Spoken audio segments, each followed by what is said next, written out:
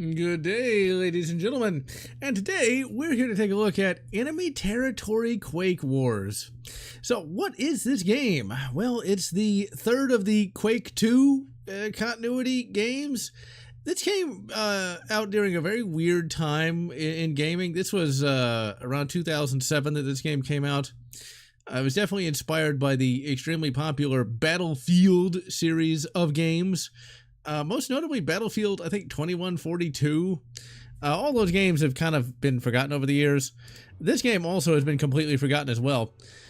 So what we got here is just a Battlefield, I think Battlefield 2 knockoff. Now when I got this game, I was like, oh, it's another Quake game, it's gonna be great. And it is. This is not a bad game, but it's not good either. I don't really know how to like review this game. On the one hand, it's fun, but at the same time, it's not a real game. All it is just a multiplayer-only game with bots. That's it. And it's kind of weird. This is back in the days when, like, multiplayer-only games pretended to be real games to a certain extent. And also, like, if you played it with bots, the bots talk to you, which is also kind of weird. Like, you'll hear the bots say, like, hi and shit like that. Like, completely different from real life, where it's nothing but racial slurs all the way down. Let's see, and I don't know when Quake 6 is gonna be out, probably never. Let's see, Neji, birthday's February the 2nd. Hopefully you're not getting too old. So, what you do here is you just complete objectives. I mean, it's pretty basic, but it works. Fuck you, hold your fire. Don't say hello to me, you asshole. You got different classes. The AI is actually pretty good, and this is perfectly viable single player. But what this is a prequel to Quake 2. This is the Strong Invasion. And my only problem is, like, okay, did we really need a Battlefield knockoff in the Quake franchise? Like, that's not the first thing I would think of when it comes to Quake, you know? It's like more of like a real game with a story. And like, the actual, like, bots, they can hit you pretty well if you play it on a higher difficulty. We got easy weapon skill with normal tactical skill.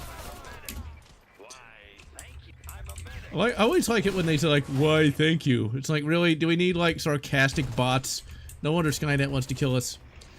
But yeah, I played this all the time back around 2008 or so, because I was a big fan of like Star Wars Battlefront.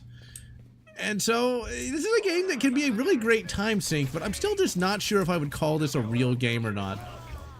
Okay, let's actually go into here and become a, oh, we do want to actually blow something up. I forgot what class we even were.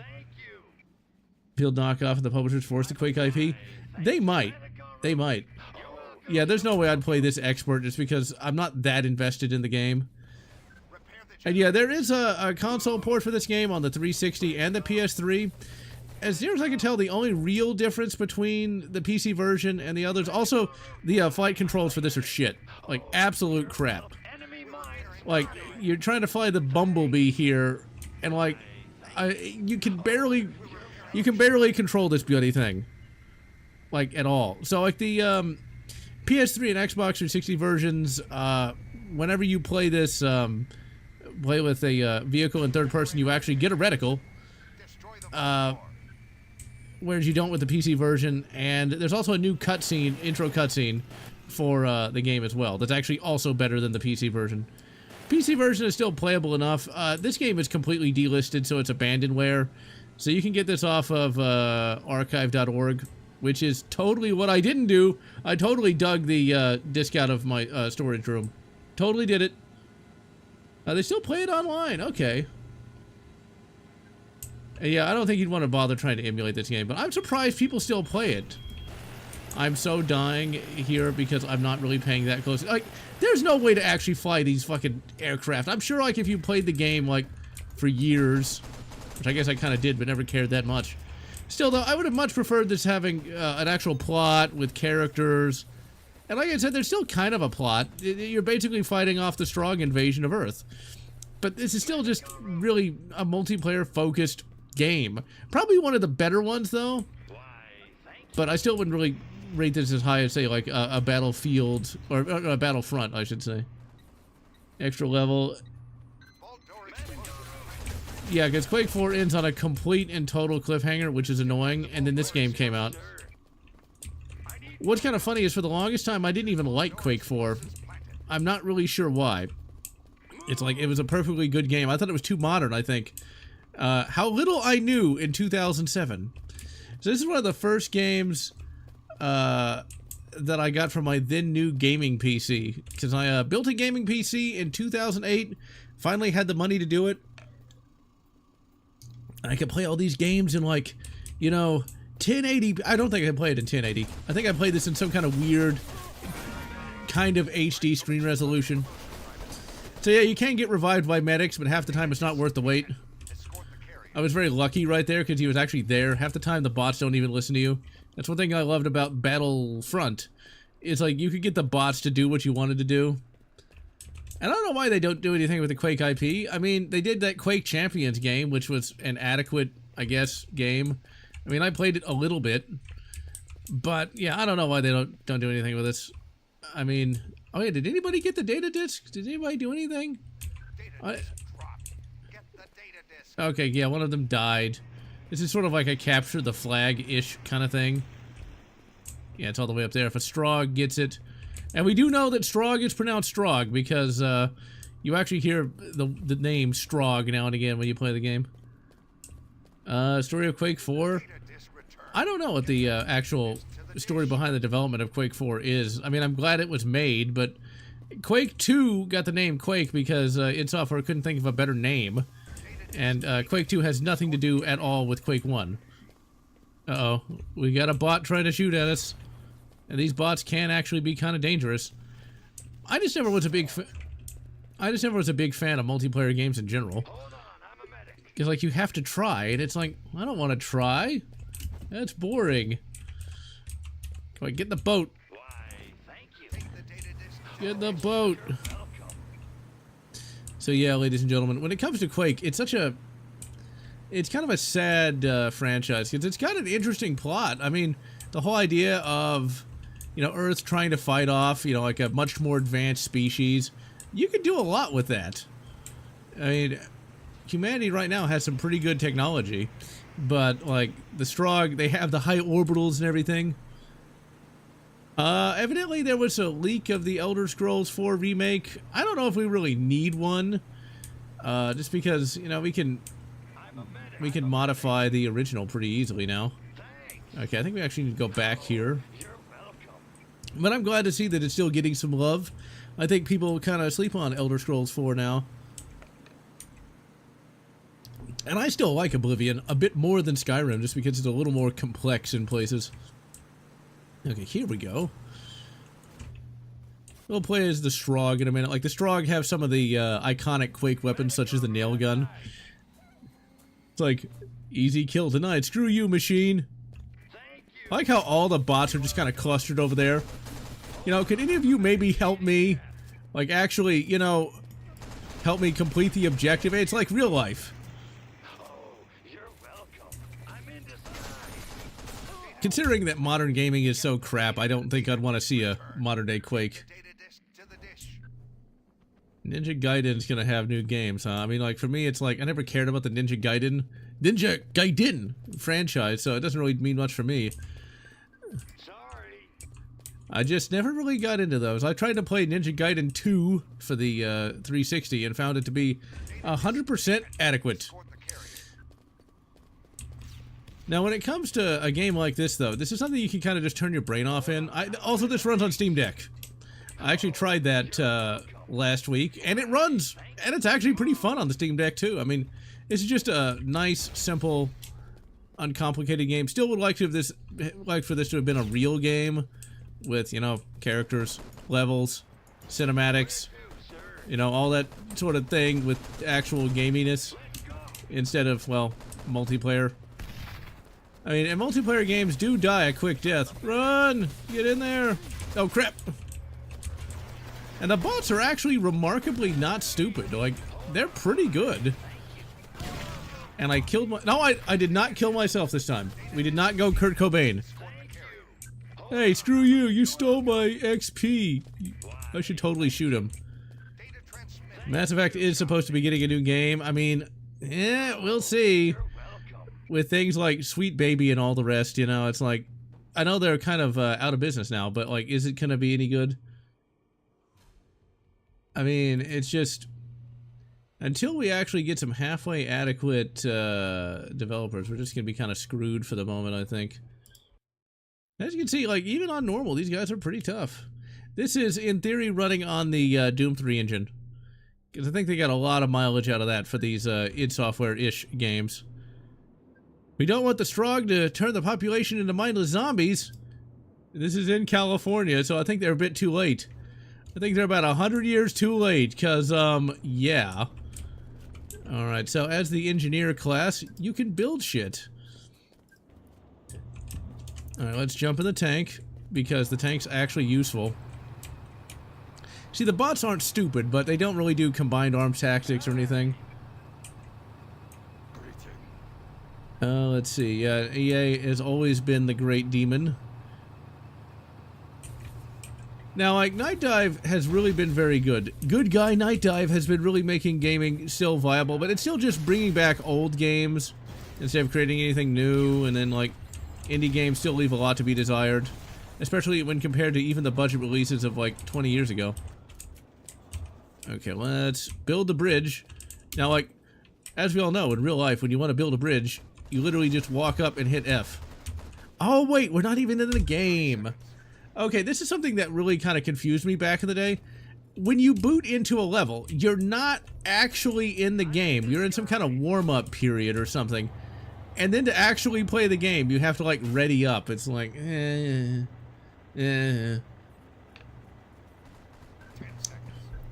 Yeah, at least this game still works. There's a lot of games from around this era that just straight up don't, without some kind of modification.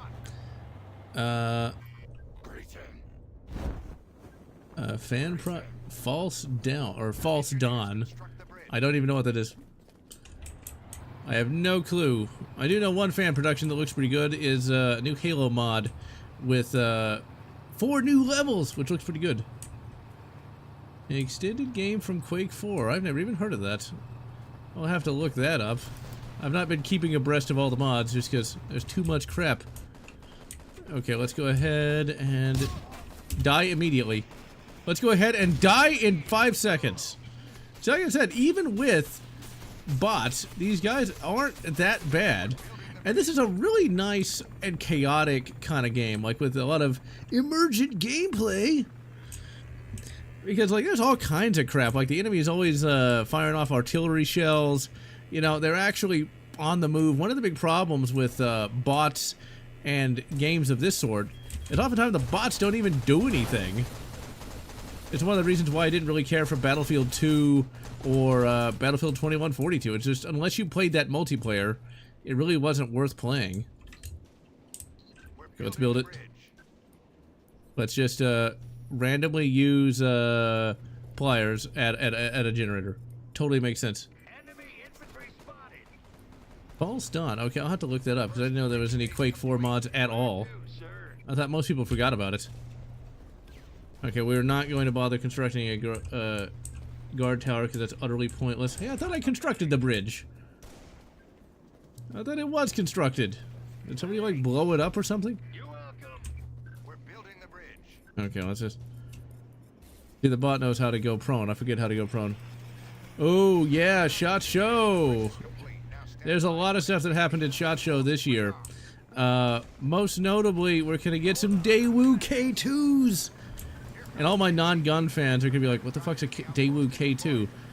It's a rifle that is like a combination of AR-15 and AK-47. It's awesome. They came in back in the 1980s, but thanks to, shall we say, a horrible presidential personage, they were barred from importation. But they're supposed to be really awesome rifles, and I can't wait to get me one. Okay, where do we, oh, there it is. It's right out in front of everything. So that guy can shoot me in the face with his plasma rifle. Yep, there he did it. But yeah, the Daewoo K2 looks pretty good. A lot of the stuff that PSA is bringing out looks pretty good as well. Okay, so what this Strog is doing is turning me into some kind of like a... Oh, yeah, that's one of the spy equivalent. Yeah, he can basically look like me and shift people in the back. pretty clever, but I think also Team Fortress 2 did that. The Borg are the strong. The Borg are a lot more... Oh, let me put it this way. If the Borg invaded during the late 20th century, or 21st century, they would win immediately. The Strog are technologically inferior and also just not as smart. Because why are they not just, you know, like, pounding everything from orbit right now? Yeah, SHOT Show has shown a lot of cool stuff, like PSA is bringing in an awesome PD dub. PSA also showed off a semi-auto shotgun, which looks pretty nice. That's sort of a hybrid pump action and semi-auto, kind of like the Spaz, so I'm pretty happy with that. That's the thing about coming out with new guns these days, it's just everything's been done before. Now, if only that could blow up, but sadly it is not. Getting a bot to actually get on a gun is not easy either. Let's see, what class am I? Okay, I need to change that. Okay, let's go to Dude Bro for right now. Because eventually we're going to need to be able to fight our way into there's like a water treatment plant. We got to make sure the Strog don't turn the Californians into even more zombies than they already are. You see, the bots aren't acting too stupid right now. Well, I am, because I got immediately eradicated by a tank. Yeah, I recently finished a book where, like, some evil space British invaded America in, like, now. There was no Joe Biden, but there was a character that might as well have been Bo Biden. Oh wait, Bo Biden's a real person that Joe Biden would never shut up about. It basically is Joe Biden with the serial numbers filed off. The only thing is, though, there was not a Kamala equivalent. Instead, his vice president was actually competent. It was a good book. It showed that, like, plasma rifles are very, very dangerous. Really? Got blasted again. STG-44 project was canceled. Yeah, the STG-44 is a very difficult project because you're trying to resurrect a gun that was complicated to make in the first place. So I'm not surprised they canned that. Yeah, Bo Jiden, there you go. It was basically, long story short, Bo Jiden decided to try to surrender to the evil space British, but ended up getting blasted by the evil space British so that the much more competent vice president could actually do something. Unfortunately, that book ended on a cliffhanger because the writer wants to make a lot of money. Which annoys me, because I don't know how humanity could actually, or how 21st century Earth could actually fight him, because, well, 21st century Earth is kind of hosed, mainly because, like, not only did the evil space British have, like, plasma rifles and, like, hovercraft with, like, anti-gravity and shit, they also were able to completely destroy the internet, which I think is basically just a win the game button. Like, the internet is effectively gone, all, like, the bank accounts are gone and everything. Now, that's just awesome. Seeing, like, a enemy artillery just dropped right on there, that's really fucking cool. And not a lot of games were able to do stuff like this. So that's one of the things I was always very impressed about.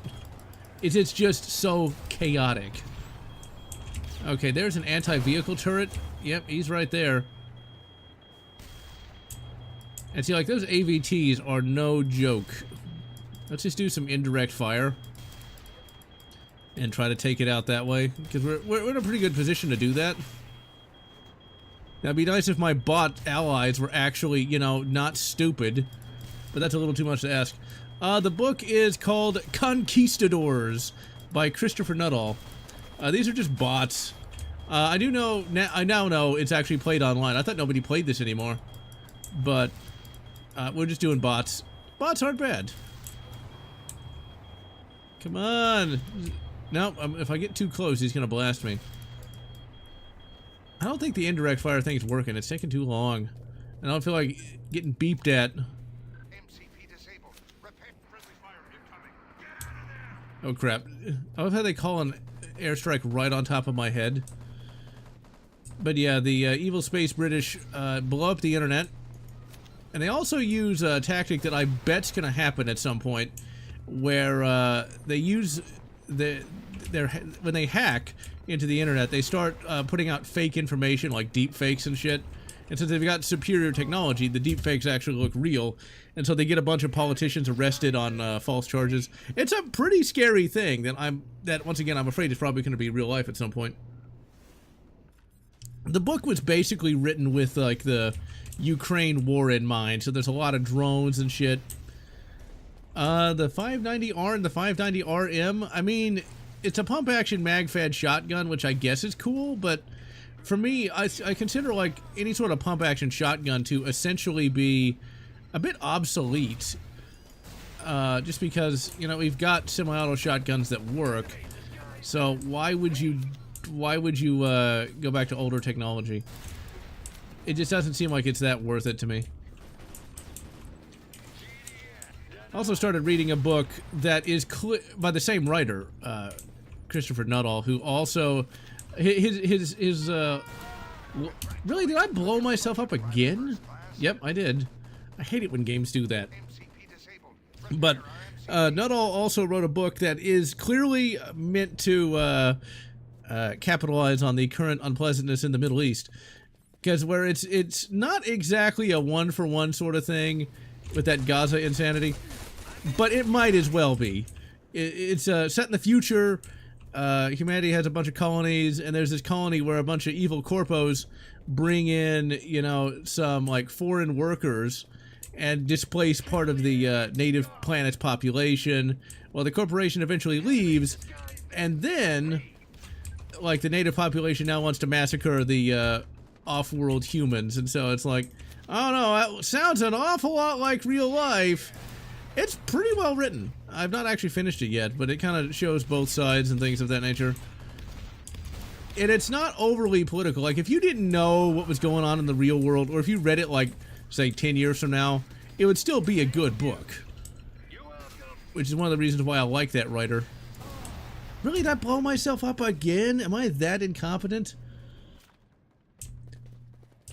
Let's see. If you slam fire a pump action, is it similar to semi-auto? No, it's much harder to aim when you slam fire. Slam fire is one of those things that is cool, provided you don't actually know how terrible it is.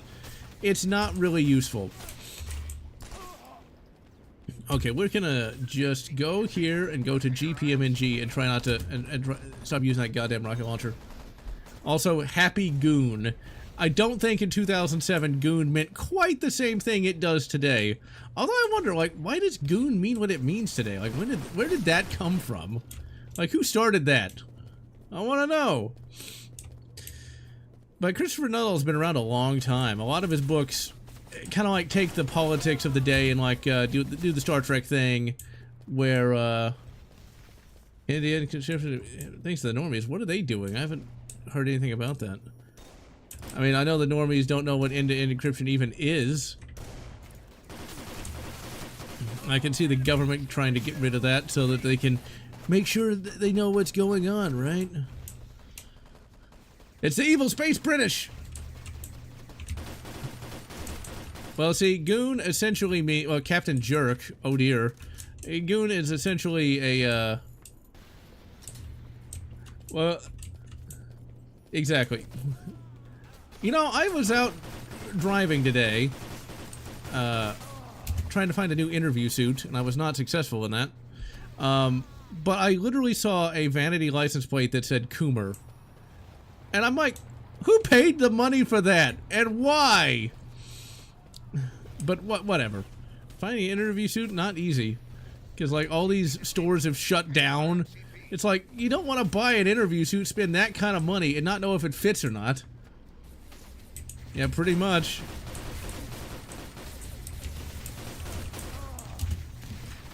So I kind of got back into roller skating, or well, I used to rollerblade, but actually use roller skates.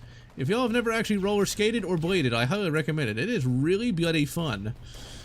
It's one of those things that I was like the only adult there, but I didn't care. It's just one of those activities that actually is, you know, it's cheap. You're kind of going around in a circle, but you gotta actually have good balance, and it's just... it was much more fun than I thought it was. Dr. Coomer's one, oh my god, what was he doing? He was fapping the OnlyFans, and well, that's what caused the resonance cascade. God damn it. Grinning Hillbilly. I want to know who came up with these names. Quake 3 had stuff like this, where like the bots would talk to you.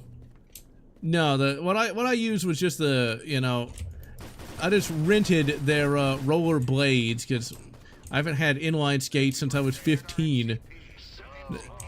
Now that was a good birthday because my 15th birthday I got some kick-ass inline roller blades, and I forget what else I got that year.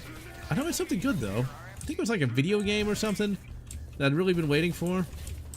Let's see, I was 15, and I think in 2004... Was that Battlefront? Did Battlefront come out in 2004? Or was it 2003? I know I got a kick-ass video game that birthday too, but I can't remember what it was. It'd say, at least one suit. Too bad. Yeah, suits are not cheap, and, you know, you never want to buy the first one you see. AR-15 shotguns. Oh, rollerblades, not bad. AR-15 shotguns. It's one of those things you got to be careful who you which model you get. Oh yeah, we're still trying to get the MCP there because the bots can't do it because they keep dying because there's that anti-vehicle turret right there, and it just keeps taking them out. Oh, it's disabled. God damn it. It's differently abled. That's what it is. AR-15 shotguns. A lot of them are made on the cheap, so they're not that great. Honestly, if you're gonna get a semi-auto shotgun, my recommendation is always just maybe get like a Mossberg semi-auto shotgun, something like it. If you can find a Saiga, although those things are ridiculously expensive now. It's one of those things where, okay, that's still broken because we apparently don't have a bot that's smart enough to fix it. Oh crap! This is a really good game. I gotta tell you, like I know it's not a real game, but at the same time, this is really good. Like, it is very... The bots are smart enough to do shit. I still much prefer Battlefront. Battlefield, Battlefront, whatever. But man, this is better than I remember. Browning Auto 5. Browning Auto 5's, I mean, it's not bad, but... The big problem with like something like a Browning is just the fact that it's going to be difficult to maintain. You get very limited shell capacity. If you want a semi-auto shotgun, just get one of those Mossbergs that are already, you know, semi-auto. Okay, let's see if we can like charge over here and just plant a fucking thing here. And you got to wait for this thing to actually work. So you can't die. But just, to me, like, a shotgun is... Unless you're actually, like, bird hunting, it's not really that useful. I mean, rifles just work a lot better, and, yep. Like, kind of like, MCP repaired, and it immediately is destroyed 5 seconds later. The big problem with mag-fed shotguns is it's got a rimmed cartridge. Rimmed for your pleasure, indeed. And so those don't feed well in box mags. So, yeah, that's why it took so long. And also, there just wasn't much of a need for it. Like, the tactical concept is a very modern one. Nobody really cared that much about, like, a tactical shotgun, man. People just use shotguns for, you know, hunting and stuff like that. So there was no need for that. And yeah, drones are a thing that's going to bring shotguns back. I think shotguns are going to go through an evolution, probably with different shell types. Really? They built that thing back? What assholes? And we're not even close to finishing this goddamn map. That's why you don't want the timer on, because unless you're actually, you know, good, and that can get old fast. But yeah, there was no real need for like a tactical shotgun. I mean, like, yeah, there were like pump guns used in very specific areas, but no one really cared that much about them because they're not that, outside of like drone defense, they're not that useful. They're limited in range, capacity. You can carry a shitload of 5.56 versus 12 gauge shoddy shells. Oh crap, where is that coming down? Now that's awesome. This is a game from 2007. What modern game has that? It's falling right on my head, isn't it? Yep, I'm dead. Bye-bye. Make shotguns with interchangeable tubes. Just no real need. No one, that was something that no one was asking for, because no one needed it. If all you could do was go hunt some birds, why would you need to even reload rapidly? And a lot of people were just rocking single shots because they didn't need it. Is the thing about needing anything like that is that's a modern day tactical thing, and people just weren't interested in that. People wanted more capacity to a certain extent, but it just wasn't really that necessary. And I think what we'll probably see with drone defense is they might use like mini shells so you can carry a lot of them. But okay, we need to actually be an engineer, and we need to actually do something about that goddamn MCP, because evidently the bots are too stupid to actually get it to where it needs to go. It's like, it's almost like playing with real people. Oh crap, I got really? Got fucking shivved by an asshole? That sounds about right. So yeah, it's like, shotguns, useful, but only in limited circumstances, and are not necessarily obsolete, but they never really were that needed in the first place. Like, I can just blow that thing up with a rifle. Shotguns for home defense, yeah, they do have a purpose, but once again, you're not going to need like this, you know, drum mag fed shotgun, because like you're going after maybe 1 to 3 assailants and that's it. And oh yeah, the chuck is not really going to scare people off anymore. I mean, it's not it's not, you know, 1982 anymore. No one cares. Let's see, can I do anything to this turret? No, I cannot. Okay. And until somebody blows up that turret, and nobody is, I can fix this all day long and it's not going to do any good.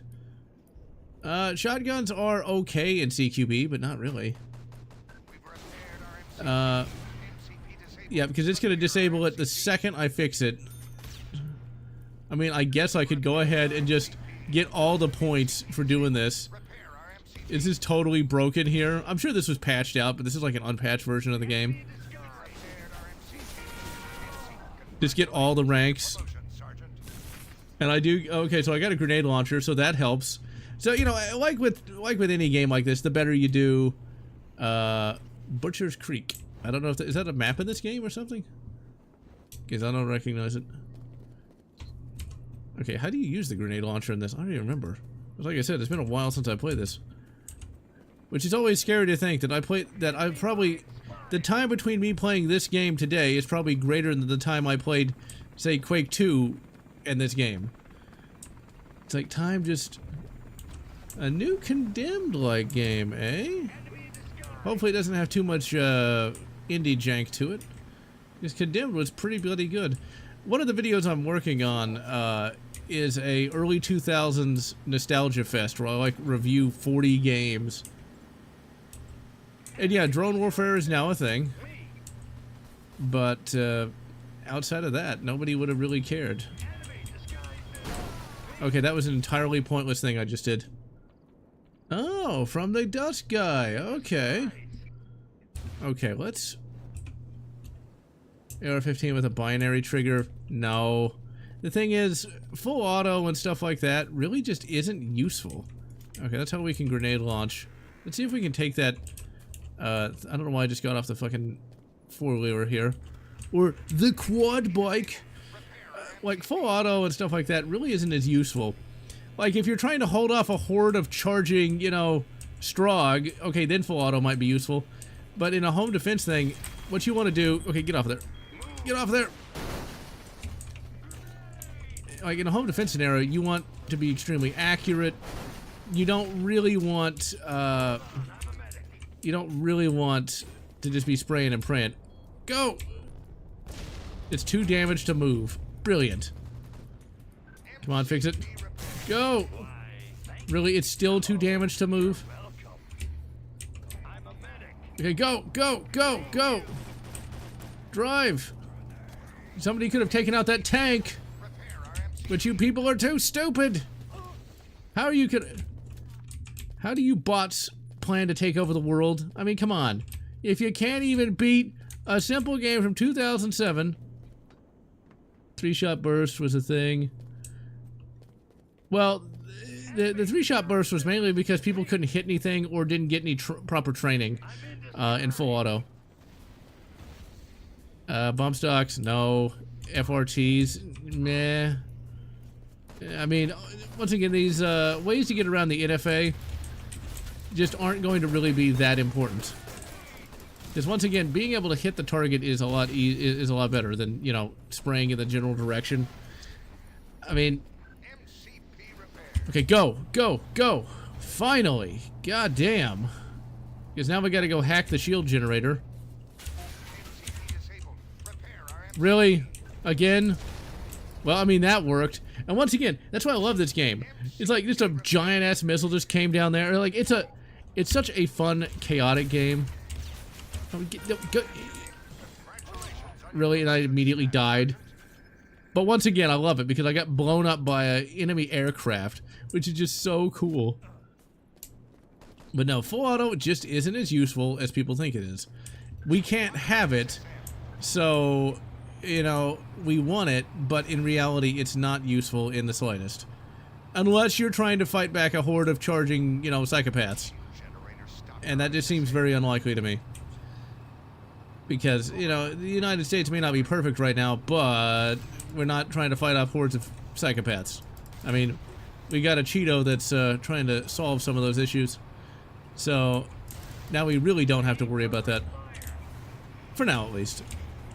But that's the thing, you know, full auto sounds great, but all it does is just kind of waste ammunition. Well, that's the thing.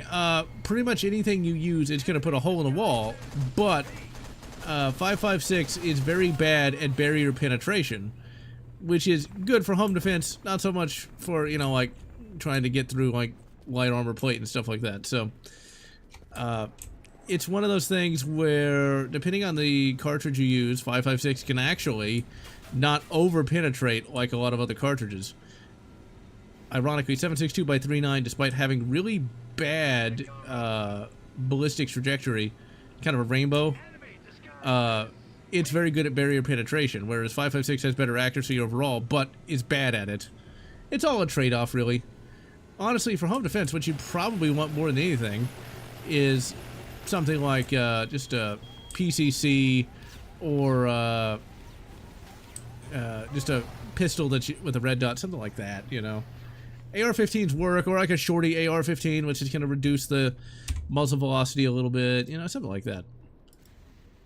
But there's a good chance you're going to over-penetrate anyway. It's just something you got to keep in mind. You kind of got to know what's on the other side of the target. Just got to be careful, you know. You can't just be spraying and praying. Even if it's like 5 in the morning and you are buck-ass naked with a rifle. You just gotta be smarter than, oh crap, this was a very bad idea. And it was a bad idea. See, the bots are smart enough. They know to put a anti-personnel turret right there. An organ gun. And I got shot in the back by an asshole.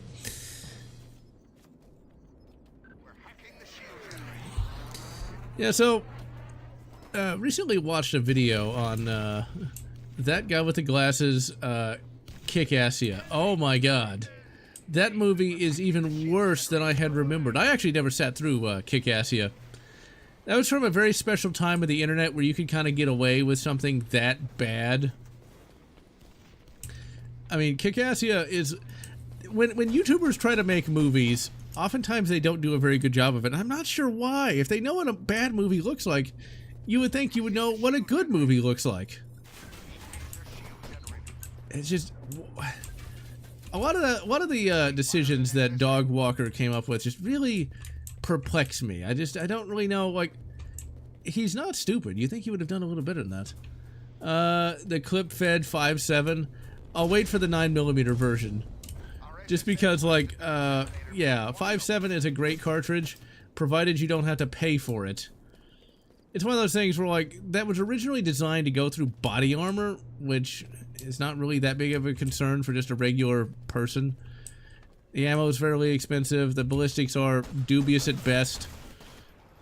You know, it's basically like a .22 Magnum almost. So, I don't know. I'm not a big fan of 5.7, just because it's a cool thing. I'm not sure it's really a useful thing. Now that Keltec is going to have a purpose for, like, say, you know, Colorado, California, places like that. But if you can get anything better, you'd want it. And once again, it's not bad. It's just, it's not really that necessary. It's sort of like, there's now going to be a conversion kit. There's going to be a conversion kit for the BRN 180 where you can turn it into a EM2. Not an EM2, turn it into a facsimile of the... Sweet, we won. Turn it into a facsimile of, like, the British service rifle. Okay, we'll actually play as the Strogue. You don't want a clip-fed gun for max fun. Yeah, exactly. Like, why would you want that? The theory is that, like, you'd want it because it's really thin, I guess. Maybe. We got the Icarus, which was a, let's see, left shift to... Oh yeah, we gotta ready up. We gotta ready up on the server, right? Back in the multiplayer days, I just muted all, cause I didn't give a fuck what all those people had to say. ST Gepard AK-9, huh? Neat. I'm just excited for the Earth seconds, eh? I'm just looking forward to the K2. It's gonna be awesome. So, like, the Strogg are kind of like the Borg in a way. Like, they'll literally repurpose all human flesh to create new soldiers. In a way, it's almost kind of like the Imperium of Man, because they have, like, combat servitors and shit like that. It's a pretty... They're basically like the Borg, but like Diesel Punk almost. They're Biopunk Borg. And with a little bit of 40k thrown in. Nobody really knows, like, if the Strogg are actually intelligent or they're, like, following some kind of computer program. And it's a mystery that will never be solved. We needed some, like, Quake books. Like, there was a lot of storytelling potential there. Blast him. And Quake is always, like, the most unsung universe ever. Because there's so much more they could have done with it. Now, I think, like, when you fight the GDF, they're actually a little easier to kill. And I'm not really sure why. Well, those Doge Walker films aren't that great. There are full-on robots in 40k, but they're basically, had their brains removed and replaced with, like... Well, they had their robo-brains removed and replaced with actual brains. Because, like, you can't have, like, a full-on computer in 40k. It has to have actual, like, brain tissue. Usually it's just, like, animals and shit. But there's also, like, human brains used. There's a recent Warhammer crime book where they have, like, a servitor plant. And, like, the book knows it's really nasty. Because they have, like, these chutes that they, like, drop humans down into be, like, mulched into, like, servitor parts. 40k is a pretty hardcore universe. Now, if you never played Quake 4, you got to, because there's the Stroggification process. The K2s are going to be newly manufactured. They're going to get their American components. So for those who don't know, there's this thing called, like, 922R compliance, where, like, any kind of foreign gun you bring in has to have X number of components made in America for some reason. Because, government. And so, if they bring in the K2s, or when they do, they're gonna just have to replace, like, the trigger with, like, something made in America for some reason. It's bullshit, but, you know, it's what it is. It's just one of those things that, like, the federal government thought was a great idea. Great idea, TM.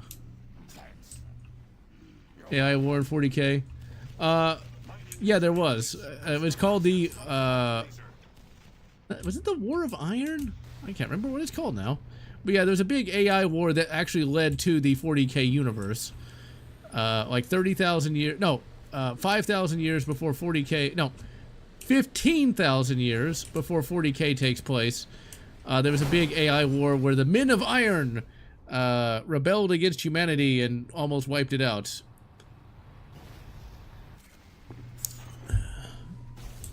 And today was a very good day. Liquid Diet went skating and had a fuckload of fun. Actually reminds me, skating was a big deal in my life back when I was a teenager. Like, I did it all the bloody time. I was a member of the marching band in my teenage years. Played the sousaphone, which is like a tuba that you wear. And the band had like this big skate night at the local skate park. And that was a lot of bloody fun. I really fucking love that sport. I've been out of it for like over a decade, but it was really fun. I think the 40k AI war is based upon the Butlerian Jihad. Because 40k and Dune have a lot in common. I like 40k more than Dune, though. And yeah, the skating rink I went to today had drinks, snacks, and shit like that. And they had like a very basic arcade with the modern day equivalent of the Jurassic Park arcade game. But yeah, back when I was a teenager though, the skate park, I don't think had any of that. It was just basic skating. But it was a lot of fun, that little band night. Sadly, that skate park has long since been turned into a fire station of all things. It went out of business, and now it's where the local fire department trains. Yeah, 40k and Dune have a lot of cross-pollination. But, because, like, the Emperor in Dune is, you know, a God Emperor, and, you know, and in 40k you've got the God Emperor. Although in Dune, the God Emperor is like a human-worm hybrid. Because, yeah, that's just kind of how they did it back then. Okay, we need to be an engineer or a constructor. We'll get a nail gun, which is basically just a shotgun. Although, now is that it? Okay, yeah. Dude, you're really exposed and probably shouldn't just be standing up there, like, shooting at us with a rifle. That's not a good idea. He probably did, like, the ayahuasca. Man, ayahuasca is a hell of a drug.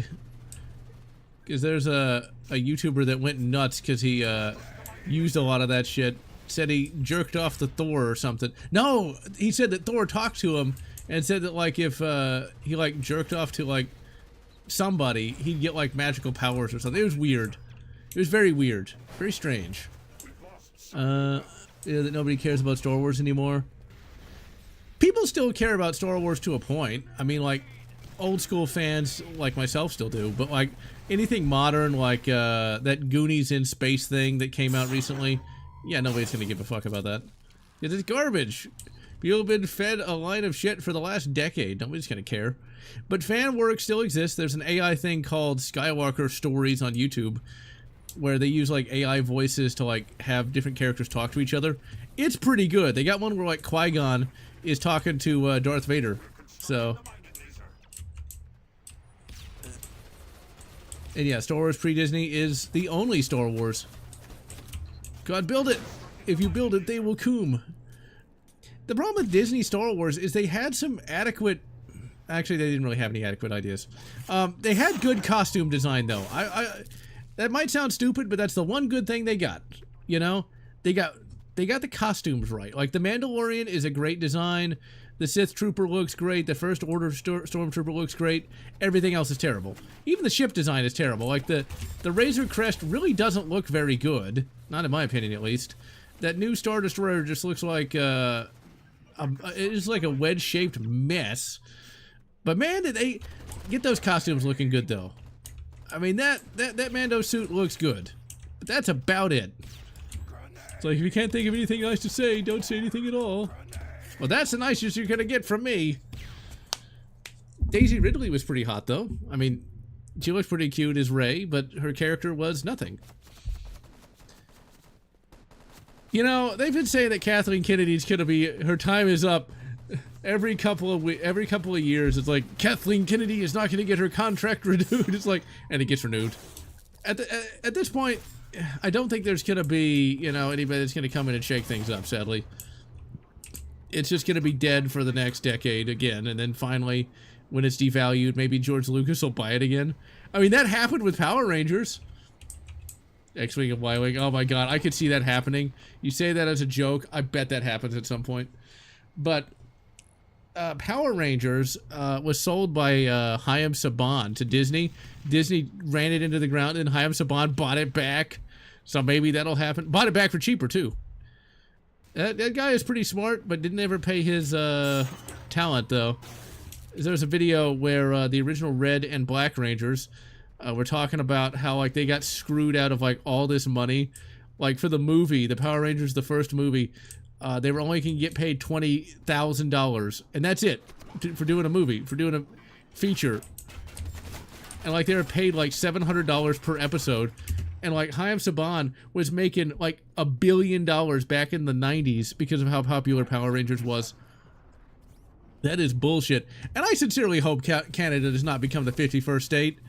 You know, that was some... I'll tell you this. Cheeto Man really still needs to learn to keep his mouth shut. Because I'm sure he said that trying to be funny. But unfortunately, we live in a world where people are stupid and they took him seriously. It's the same way with, like, buying Greenland? Maybe.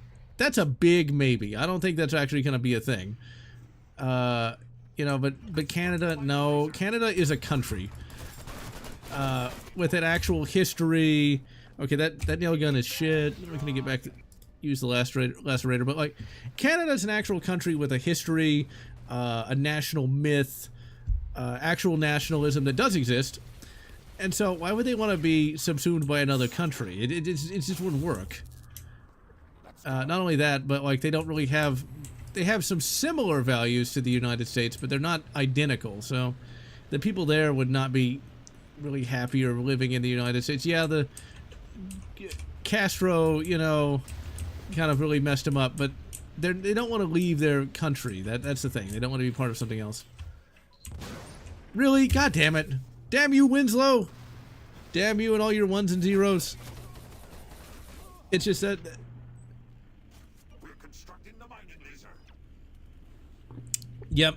You know, they can't call it Slave One, even though nobody had a problem with that, you know. Boba Fett starship. We constructed our mining laser. And yeah, Greenland does have its own culture as well. The Panama Canal thing, I think, is a little more on the edge, on the fence there. Just because, I think, well, speaking of China, it's like, evidently China does own, god damn it, man, I just keep dying every 5 seconds. This game is not easy.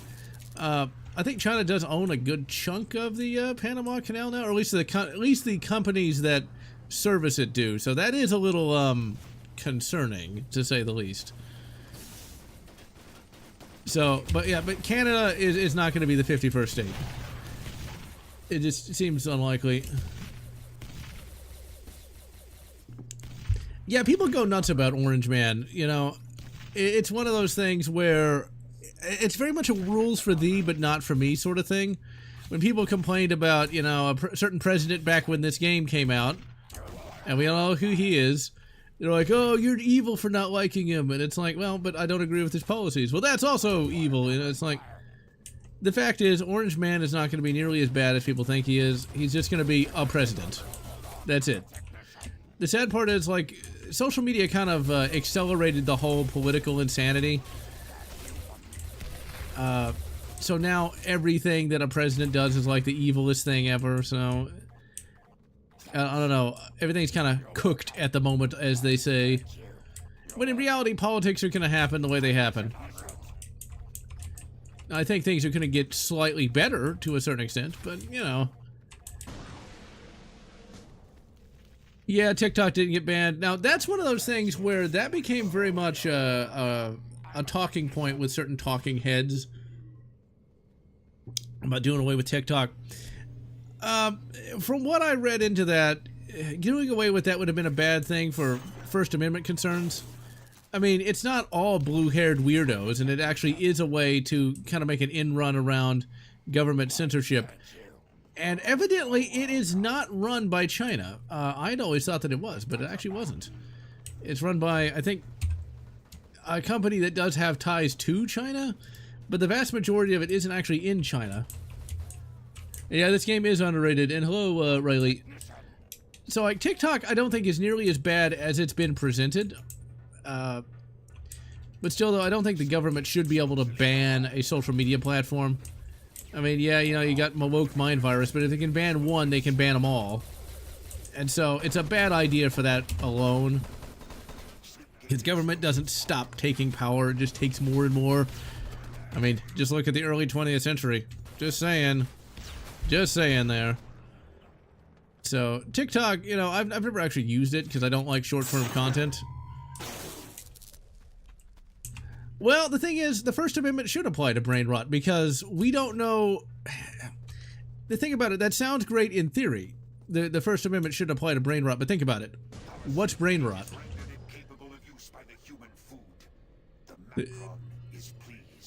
Can the Macron be pleased? Isn't he like a computer program? But no, brain rot, the First Amendment should apply to that because we can't say what brain rot is. I mean, to a certain extent, we know what it is, but you could easily say that anything Orange Man says is brain rot.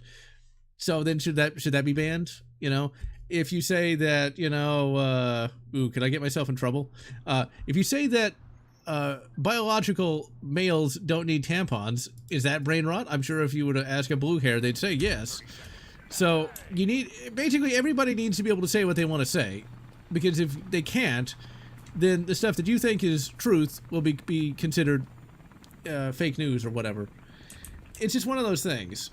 What we consider bad, other people don't. What we consider good, other people don't. And you need to have the right to say what you want to say. It won't stop at the people you dislike. That's the main thing. That's why these red pill brainlets annoy me. Because they really hate the lemons. They don't realize that a lot of this crap they want will actually start to apply to them at some point.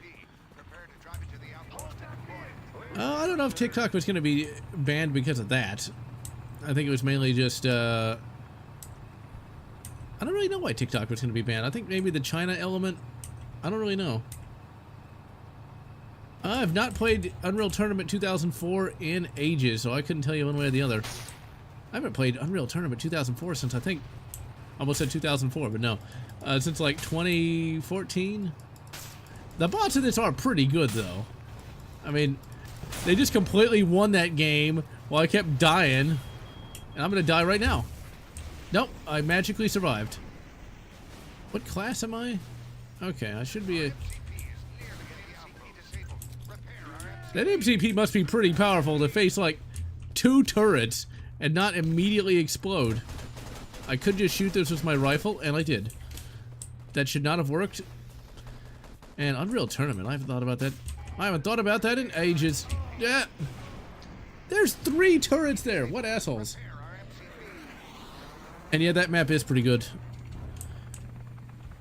Yeah, I didn't grow up with Unreal Tournament. I don't think I even knew it existed back then.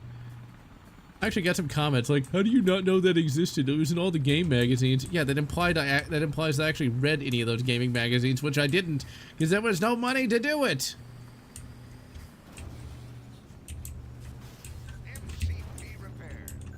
Wait, Splash Damage did Brink? Man, I did not remember that. Brink was one of those, I think it was a team-based, multiplayer-only game. Yeah, I think, Unreal Tournament is now freeware, as in like you can get it on like My Abandonware because it got delisted. I did not play any of those Unreal Tournament games until like 2013, or any of the Serious Sam games for that matter. Like, I don't think I ever knew Serious Sam was even a thing that existed. It's always funny to talk to people who did not grow up with Quake. It's like, yeah, I never played Quake. I played Unreal Tournament. It's like, but my Quake.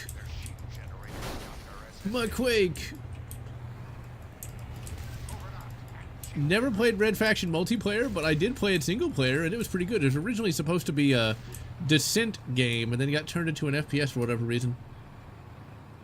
The Angry German Kid. I'm aware of the name, but I don't think so. I think it was like, if I'm not mistaken, the Angry German Kid was the guy shouting in German, like smashing a keyboard, and it became like a proto Hitler rant thing. Oh no, I said the H word. The proto Hutler. There we go.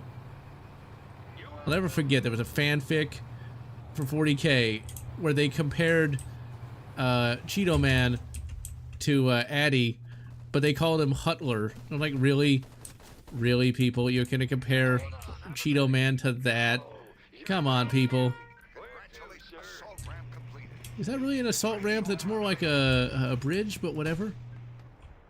Okay, what are we trying to do? I blame the chat for me not paying attention. Oh yeah, we gotta hack the shield generator.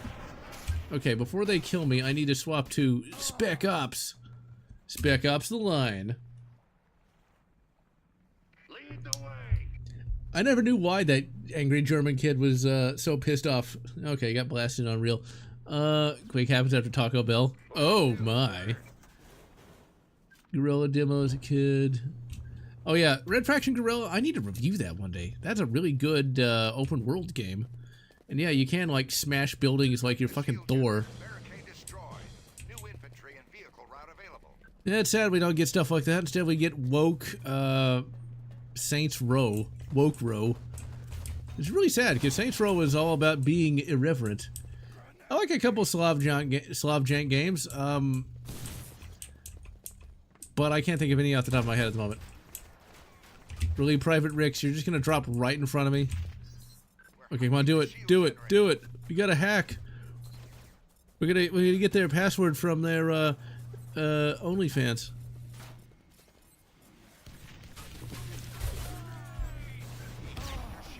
I hacked it just before I got killed. That sounds about like real life there. The only multiplayer games I played a lot of was a bunch of RTSs and that classic Modern Warfare 3, the original Modern Warfare 3. See, imagine if this was an actual game where there's some story going on, where like you could talk to these characters. I'm just saying, like it just seems to me like this could have really been a real game here. Run them down instead of just multiplayer bullshit. But if people still play it, whatever. F key flies off there. Makes sense. Rebel General statues. Well, here's the thing, Cyrus. The reason why those statues were originally erected, Brazil jank. I know there's a third-person shooter that's Spain jank, but I've never actually played it. I can't remember what it's called now. But there's a third-person shooter that came out in like 2013 that actually doesn't look too bad. But it was developed in Spain of all places. But the Confederate statues. So you got to remember, the Civil War might be old for us, but it wasn't old for the people who fought in it. And so there was an attempt that mostly succeeded to bring both North and South together. And you do that by honoring the leaders of the South, because you still have to share the same country with people in the South. And so the reason why there were statues of Confederate generals is to honor them and their sacrifice. So, you know, there can be reconciliation between North and South. When you start demolishing them, especially in the way they were demolished, it's where it's sort of a cultural imperialism sort of thing. Just because they did stuff that people didn't like today, if you're trying to share the same country with somebody, you can't say, you're evil and terrible and therefore you deserve everything that happened to you. It doesn't really, you don't really have a reconciliation with that. You have a lot of hatred and resentment and stuff like that. It's something that has been forgotten in the last 150 years. You know, and you can't really compare the southern United States to the Nat Sox because the North also, you know, had people enslaved, and the North also committed a lot of war crimes as well. There isn't a good guy side in the Civil War. Not in the way that we see it today. Really, bot? Really? I was gonna do something? Because, you know, you had northern soldiers, you know, shooting innocent people and all sorts of stuff like that. Well, and the thing is, though, like, Confederates different, though. Like, you have to consider that they were still Americans. You know, they still shared many of the same cultural values as the North. And also, let's not forget that a lot of northern generals also committed a lot of atrocities as well. The thing is, when you start saying that, like, oh, because it's a Southern general, we got to destroy the statue. The thing is, it didn't matter in the end anyway, because they toppled a statue of Abe Lincoln. So it wasn't. It was never about Confederate statues. It was about any statue, really. So you had Abe Lincoln get his statue toppled. You had Theodore Roosevelt. Fucking Theodore Roosevelt. Like, what do they hate him for? They had his statue removed. It wasn't toppled, but it was removed. You know, it didn't matter who it was. The thing is, every historical figure is going to have something wrong with them. Yeah, and that's just the way it is. Oh crap! Yep, I heard that mine. But still, you can't compare every historical figure to the Nat Sox. It's very different. And so, you know, because like then you might be like, oh, we need to demolish the statue of Sam Houston. I remember when they were talking about that. There people showed up there and like were camping around it too. So the fact is, every historical figure is going to have something wrong with them. You know, only recently do we have the freedom just to have food to really determine like what is actually moral or not. You know, like when you don't know if you're going to survive the winter, you don't really care about a lot of the social niceties, which I think is something that we often don't really appreciate. I mean, it's wintertime right now and it's fucking cold, but you know what? You just turn the heater on. For most of human history, most people just died. They just froze to death or starved to death. Just something to think about, you know. And the Confederate... Well, that's the thing. Trail of Tears was definitely a major atrocity, yes. But at the same time, we have to remember that there was a lot of back and forth on both sides during the Indian Wars. And that's not saying that, you know, we should be A-okay with that, but we should also remember that a lot of these presidential people are going to have some kind of atrocity on their hands at that time. I mean, just consider FDR. You know, I'm not, once again, not trying to deny Andrew Jackson's issues, but just think about FDR. That was within living memory where he locked up American citizens by the tens of thousands. Southern General's uniform. I don't know about that. I don't know about that. Well, I might be wearing a Thrawn uniform, though. But look, once you start saying, like, oh, this president's bad and we should hate him, that president's bad, then you can be like, oh, okay, we might as well just demolish all the statues between, you know, 1791 and today, you know, because somebody's always going to have a problem with it. But yes, Trail of Tears is bad. We're not going to deny that. But should we also, should we forget all the other good, should we forget the good things that Andy Jackson actually did do? But that is one of the more shameful elements of early American history. But even people at the time knew it was bad too, so there's that. Enemy mine spotted. At least the United States is not nearly as blood-soaked as the U-Rips. Sorry, European fans, but, well, I would just remind you that, you know, there hasn't been a big massacre in the U.S. Since the 90s. So, there's that. And even then, you know, we didn't really have, like, camps for people to concentrate. Although we did have some in the 40s, but most of the people there survived. Thank you, President Roosevelt, the bad one. Oh, God. For most people, North and South is one of those things that nobody really cares anymore. The time has passed. You know, the Civil War was almost 200 years ago, or getting up to that point. Did I just get blown up again? I want to blame the chat.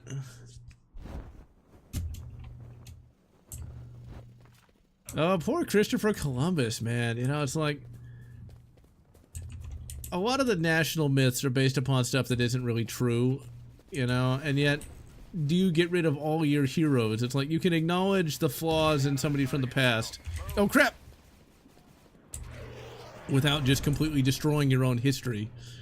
And once again, these people still love, you know, like Chairman Mao. I remember there was a government person around the time this game was released that was like, one of my great heroes is Chairman Mao. It's like, that does not instill me with confidence. Andrew Jackson fought a central bank. That was one of the big things. And I think he got rid of federal, not peonage, not personage. Oh, what the hell is the word I'm thinking of? Federal favors for like friends and family and things of that nature. I'm trying to remember what he did do. I haven't thought about Andy Jackson in a long time. And I'm doing a stream. I've been put on the spot. At least I'm not Destiny. Where to, sir? But, oh crap. No, that was Zeus. So, that's the thing. Any like bad American president is going to be not nearly as bad. Not going to be nearly as bad as a lot of these dictators from the 20th century. Like, if you thought Andy Jackson was bad, just look at Pol Pot. That's the thing about early American history, is like we can complain about a lot of the bad stuff that went on, but none of that was like systematic of, okay, we're going to destroy these people here, here, and here because of ideological reasons. You know, it's not the same thing as like the Soviets, you know, oh crap. Oh crap. Come on, blast him. You know, Major Payne, could you turn around and shoot him? Ugh, people are stupid. And yes, I could agree with that.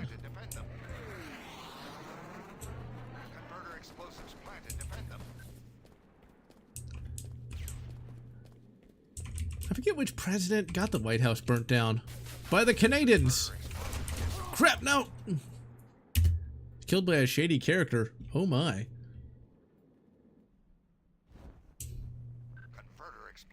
Yep, AK and AR-15 derivatives. It wouldn't stop at that. I mean, just look at Canada. They did ban AR-15s, so they did go to different types of guns, and they still got banned. Oh, the deaths of Stalin. Yeah, I actually saw that a long time ago. It was pretty good. It had that guy, whose name I can't remember, as Zhukov, and he was great in it. That British guy, you know, he's like the famous British guy. That's the problem with trying to remember actors' names. Oh, crap. All those people getting executed. Yeah, that actually did happen. Speaking of, like, crazy people like that, there's another book that I'm also reading. I like to read multiple books, just depending on, like, what I'm doing. If I'm at work, I'll listen to a different book than when I'm, like, at home. And I'm reading a book now where it's, like, also set in the future. Also by Christopher Nuttall. Because he writes a lot of books. That man is a machine. Anyway, it's a book where, like, there's this corporate government where everything you do is watched.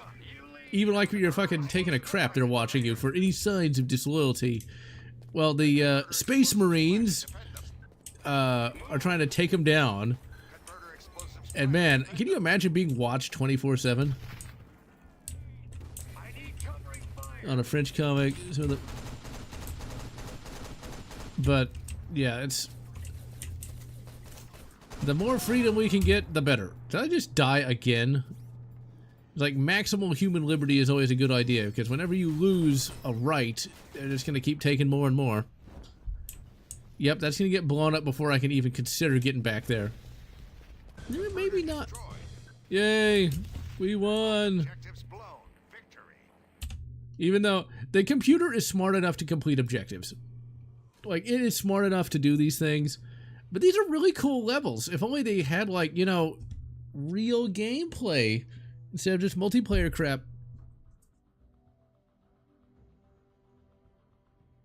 AR-15 is popular because it is good. It is easy to maintain. It is easy to shoot. It is lightweight. It shoots a common caliber. It basically can do pretty much anything you'd ever want it to. That's what... Whenever something is as popular as that, it does have the special sauce. Oh yeah, I'm not surprised they're still calling him. I would hate to work for Amazon. I mean, the job I have now, which I'm gonna be trying to get a new one soon. Not because it's bad, but because I'd like money. Is bad enough, but Amazon? Yeesh. One of my friends actually worked there, and man, it sounds like it is the absolute worst thing imaginable. Like it does sound like that company in the book. It's one thing, I'm glad that we got rid of the whole idea of the company town, where you gotta live where you work. And you get paid in, like, company money that can't be used for anything else. The AR became financially viable. Oh, thank you, Triple X Medic. And watch out for snow. That's the other problem with living up north is, lots and lots of snow. I think Triple X Medic the other day mentioned that they had, like, a big snow back in 08 that dropped 6 feet. 6 fucking feet! But the AR became financially viable in the early 2000s after the assault weapons ban expired. Everybody wanted one, and it was just the economy of scale. And then you had companies like PSA start manufacturing them for really, really cheap because of how they structured their company. And so now the AR-15 is the most viable firearm on the market, really. Used to be an AR-15 would be $800-900. Now it's $400. If you get it on sale, $300, and they're actually good guns. I mean, that's why SKSs were so popular. Is you could get an SKS for $75 or $140, something like that, and then you could buy a modern day stock for like $80. You know. Oh yeah, he did do that where you couldn't get the barrels in, and so they became a lot more expensive.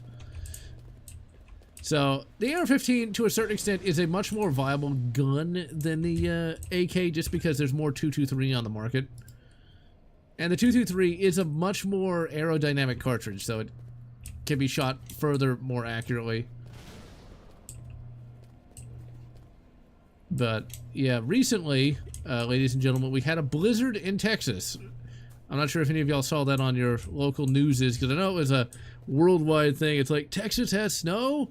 And everybody went nuts because there was going to be 6 inches of snow, and we like shut down the city for a couple days because there were 6 inches of snow. I mean, it didn't bother me any because, well, I work from home, so it doesn't really matter because I'm not trying to drive anywhere. But yeah, it was that cold, and that we actually did get a load of snow, and you know, we built like a snowman that was like 3 inches tall. But hey, whatever. It was. As that blizzard was approaching, like it was like the apocalypse was on us, you know. It's like, oh my god, it's gonna be snowing, man, we're all screwed. And then like 2 days later, it's, you know, like 70 degrees outside. So it's Texas, it's how it goes. And yeah, the AWB did absolutely fuck and all, but hey, you know what, it made people feel good about themselves. You can no longer have the thing that goes up, according to some geriatric people. And yeah, well, the thing is, parts of the Sahara got snow. Oh my god, man, it's climate change. We gotta like switch to like the bugs, man.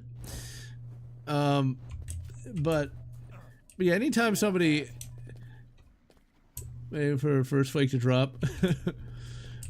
I mean, I didn't see snow all that much growing up. I remember seeing snow like once when I was 5 years old, and then like 20 years later I saw some more. I remember there was like the polar vortex of 2014. It was just horribly cold, and that was it. That was all. It's kind of lame, really.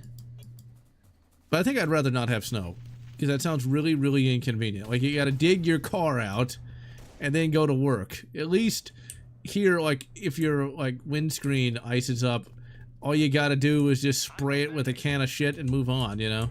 Not a can of literal fecal matter, but there's some kind of chemical thing you can spray down ice with and it melts. It's really useful. And yeah, it's kind of interesting how, like, the blue hairs used to be all against the government. Now they're all pro everything government control, because they didn't really know what they were talking about to begin with. Everyone was panicking. Took a hurricane to the face. Yeah. Ugh. Cold rain and mud. Yeesh. That's not fun. The black snow. I wonder if that's going to be considered offensive at some point. I remember back around 2008, there was a card. Is it one of those talking cards? You know, like a greeting card or like a card for like Christmas or something. It said black hole. Because like I forget what the card was supposed to be about. They said that was the Rossicisms because someone misheard it. That's how crazy that wokeness got. It's like they're complaining about probably not $5, probably like a $10 card at Walmart talking about, you know, like a black hole. People have gone nuts. And Mr. T, you know, hilarious Mr. T got canned because they were offended by a commercial he did where he shot Snickers at people.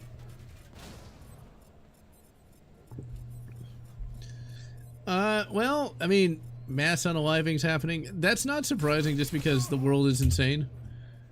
And, you know, there are usually warning signs, yeah, but most of the people that actually do it, just do it. Really, loser? You hacked this, you stole my kill. It's just like if people do it, they're just gonna do it. You won't even have any kind of warning. Thankfully, I've only had one person I know blast themselves, and that was it.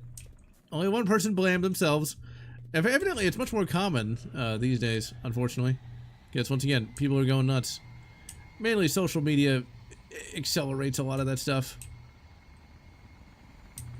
Let's see, West Virginia. West Virginia! 0 degrees. Oh. Come on, go, go, go, go, go, go, go! Haha! I love the fact that you can do that, but there's really almost no reason to do it. See, like, imagine if this was a real game and, like, you had to, like, thread the needle and, like, there was an objective to complete over here. Alas, there is not. All you're gonna do is fly around and get blasted. There's an AI Ozzy Osbourne song, there's an AI version of Black Hole Sun with, like, Ozzy Osbourne singing it. It sounds alright. I mean, it doesn't really get the high notes right, but it sounds not too terrible. Throws out the Sasquatches. Oh my. Yeah, this is back when they were still experimenting. The thing about the early 2000s is they had the technology to make actual games. This game still has a little bit of stuff to it. I mean, this mission is pretty neat, but it's just there's nothing here because it's, you know, a multiplayer mission here. At least we get the option to actually play it without bots. Because there's so many multiplayer-only games where you don't get bots. Because you're just supposed to be excited for next product. You're not supposed to go back and play a game from 2007. But yeah, the early 2000s, they had the technology and they still had the freedom to make stuff. CNC Renegade's a little different. Because I think it actually does have a story. It actually has a book that I should really do a video on at some point. Really, I got blasted that fast. Brilliant. Absolutely brilliant. Okay, let's go ahead and fix the MCP. Because the bots are clearly too dumb to do it. But yeah, CNC Renegade's a little different than this.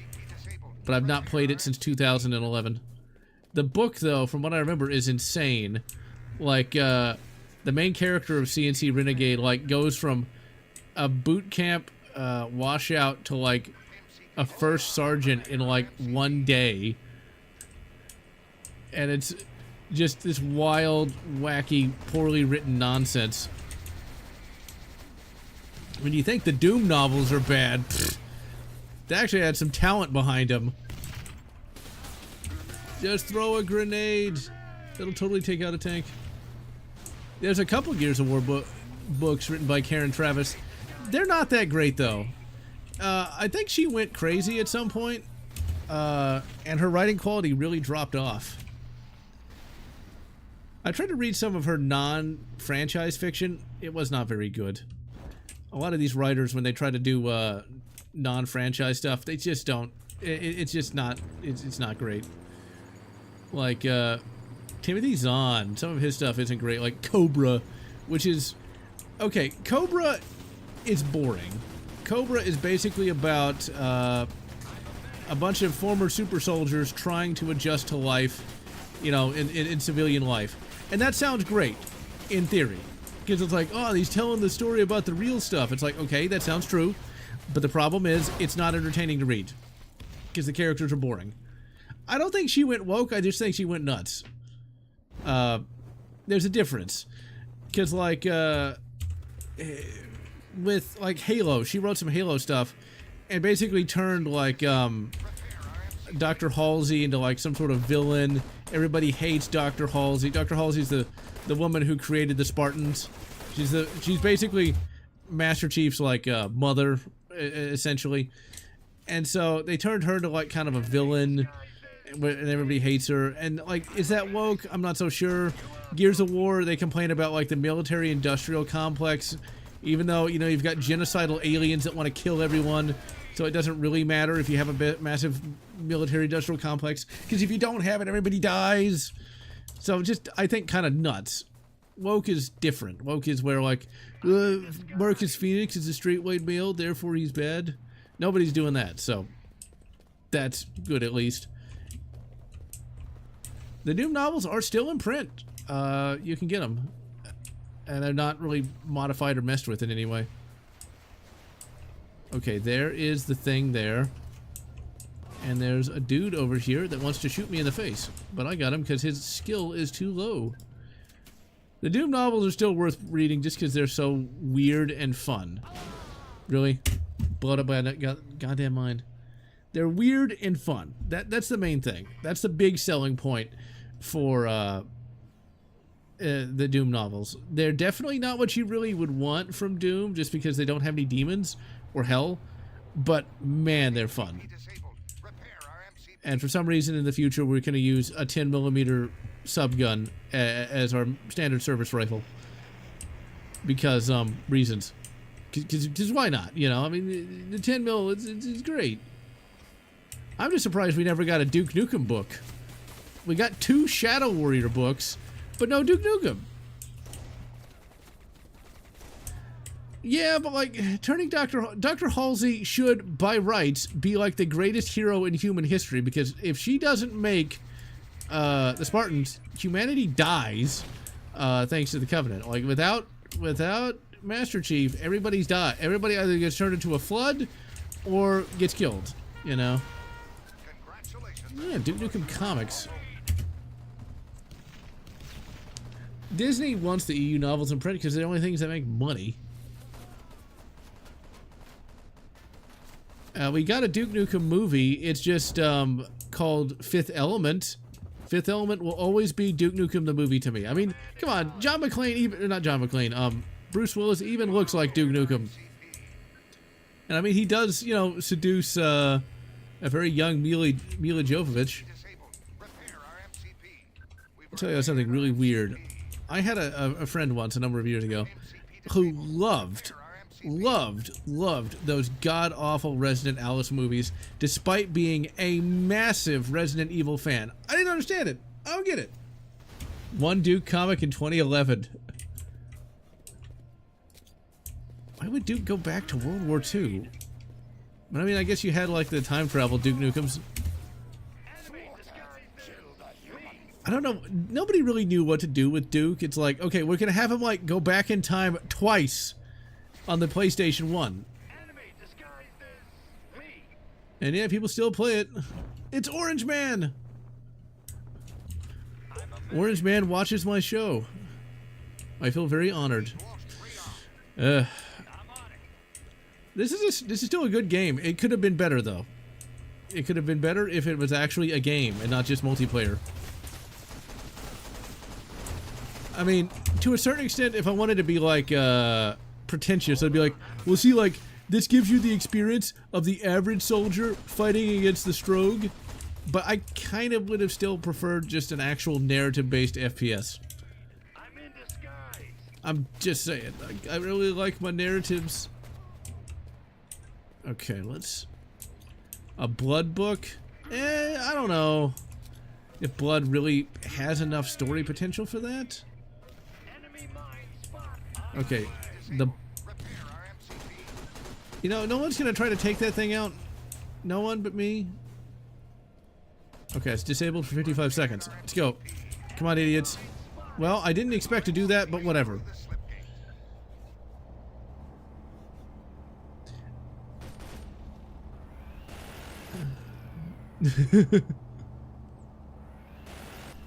Exactly. I mean, you're not wrong when you talk about a lot of the low subscribers, not just me, actually have much better content than these people who have big stuff. Because the bigger YouTube channels all kind of have to say the same shit over and over again. If you were to ever sit through, and I did watch a compilation of this, if you sit through like the talking heads on these huge million-plus subscriber channels, they literally all say the same shit. A Heretic Hexen comic could be good. What's interesting about Heretic and Hexen is in the instruction manuals, you get little novellas. Like Hexen 2, the instruction manual is a novella. It's awesome. Well, thank you.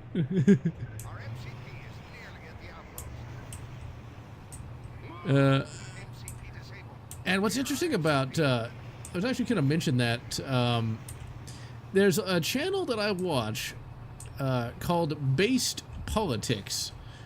That it's very small, only like 30K subs. It's bigger than me, but whatever. And the commentator actually will call out both political parties if they do bad. I think they do a pretty good job. I think they do a good job.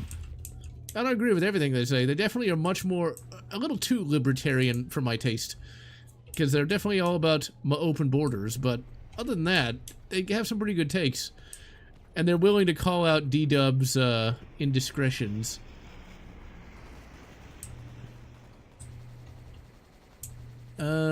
Timey book might suit Heretic and Hexen. That would be good. Oh my god, yeah, Melanie Mac. I haven't watched any of the videos. I've just looked at some of the thumbnails. But yeah, Melanie Mac's one of those people that's like, oh, we can't have the naked women in the video games. And I think she might be feeling the burn of being a bit, shall we say, aged. She's actually older than me. She's like almost 40. And that's hard to do.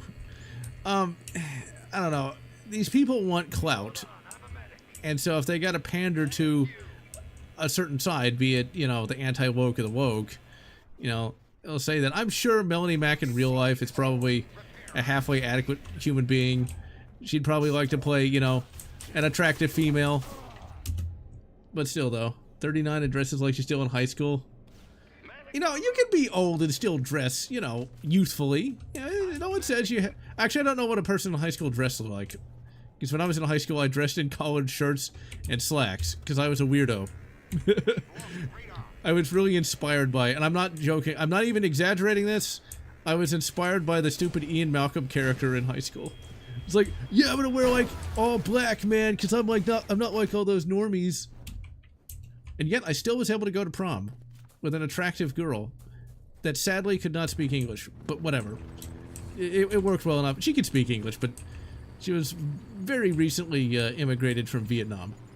But cute, I will say that. There was a Quake 2 book where there was a Marine who survived the event of Quake 2 and is fighting. That'd be pretty cool. While suffering from PTSD, ooh, you could have like, you could do a lot with that, actually. You could totally do a lot with that. It's like you could have him where he has like some freakouts, where like he gets trapped in his own brain, or you could have like the Macron try to like mind screw him, and he's got to like figure out what's real and what's not. You can do a lot with that, actually. It'll never happen. See, that's the thing. Why don't modern books do stuff like that? That would be so awesome. You know, you have a Marine in like fighting like evil space robots while fighting his own brain at the same time. So many books are just so goddamn generic, or they take forever. Even Larry Correia started doing that. He spent 5 books telling a story that could have been done in 3. There was a book called Son of the Black Sword about a basically fantasy Judge Dredd with a magic sword. And he has to kind of like overthrow this evil government, but it took him 5 books to tell that story, and by the end of book 3, it got really boring. Marvel UK. Yes, I've read a bit of it. I have checked out Target 2006, but I haven't actually read it. But I do have access to it. But yeah, the Marvel UK was written by Simon Furman, and it was apparently really good. Like, it was much more well written than a lot of the stuff in the US at the time. Is anybody gonna like fix this but me? Is no one's gonna drive this in, huh? Y'all are just gonna let it sit there. You know, bots, if you're gonna take over the world, you gotta do better than that. I'm just saying. Hunter's Moon mod. What if single player campaign? Okay, whenever I think about that, okay, let me do. I've seen a lot of stuff recommended to me, and I'm literally just gonna take a picture of it with my phone so I don't have to hunt through all these chat messages. But no, I have not played Hunter's Moon, but I am now. Horus Heresy Anthology. I've been looking for some 40k, or it's 30k, but whatever. Strong when you're on your own, they give you PTSD. I mean, probably. You'd have your head on a swivel. Halo, the novel, which I'm going to review in March, actually has something kind of like that. Master Chief doesn't actually start going nuts, but it does start to affect him, because Halo, the actual, like, if you're an actual person going through the events of the first Halo, that is like a meat grinder. Like, that's non-stop combat the entire time for like 72 hours. Took the US book, 50 issues. I think also Simon Furman was the guy who came up with the Matrix, although they called it the Creation Matrix. And then like, I know that Simon Furman really liked Galvatron, but he made him his own character and not just like rebuilt Megatron.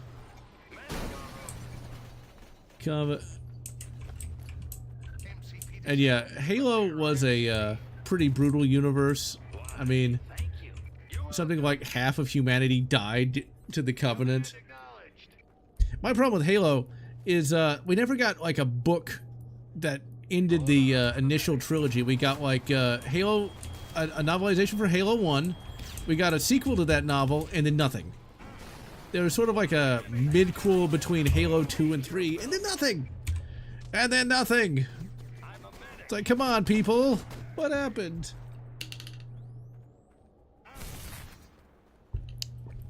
Yeah, my first ever Transformers comic was,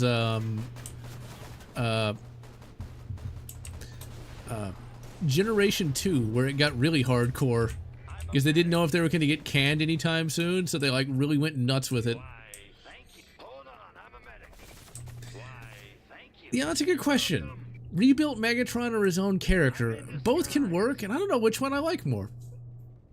You know, I kind of like the idea of Megatron becoming like this even more evil kind of guy, but they never actually go hard with that. Because like Galvatron usually is just Megatron but purple most of the time.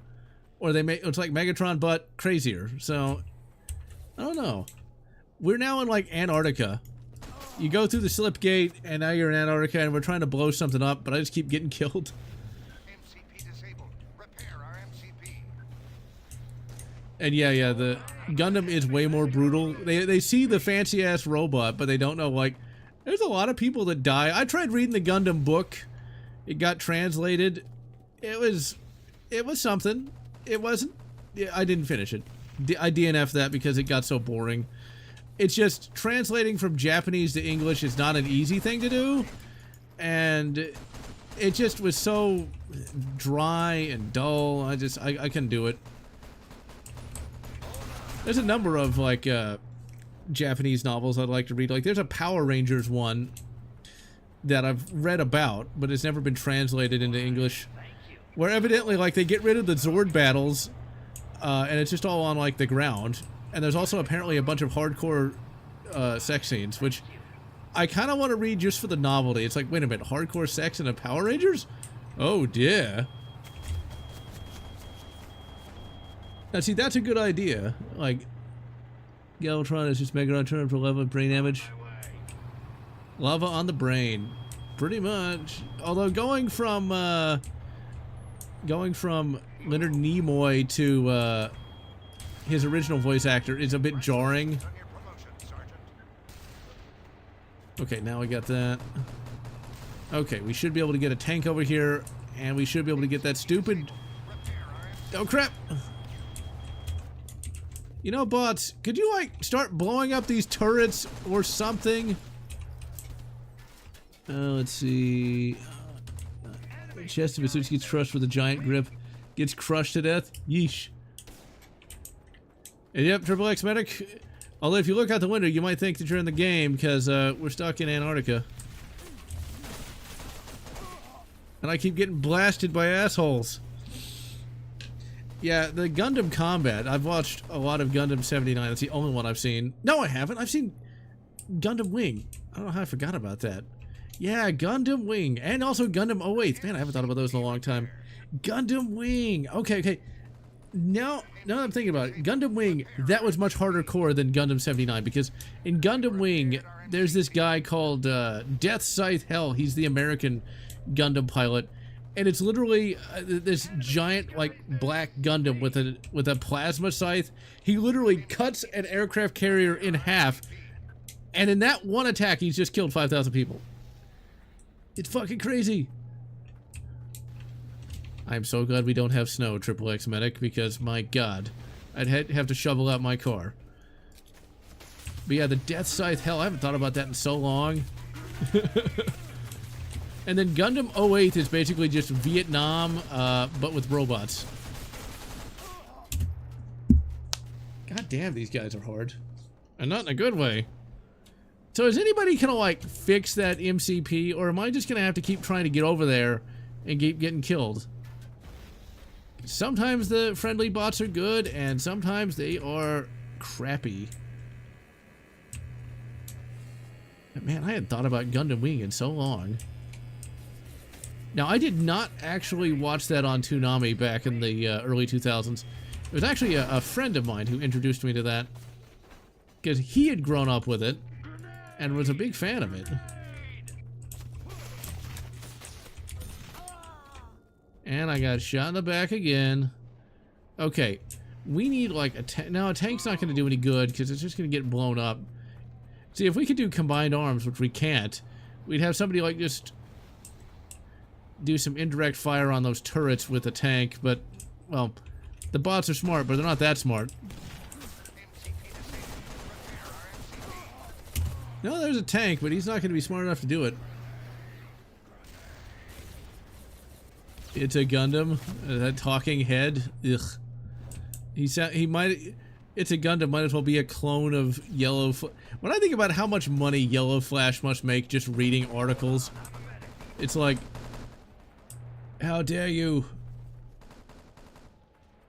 Oh yeah, watch Transformers 1. It is absolutely excellent. Like I like that movie a lot. That's my favorite movie of 2024. Watch the whole movie. It's really good.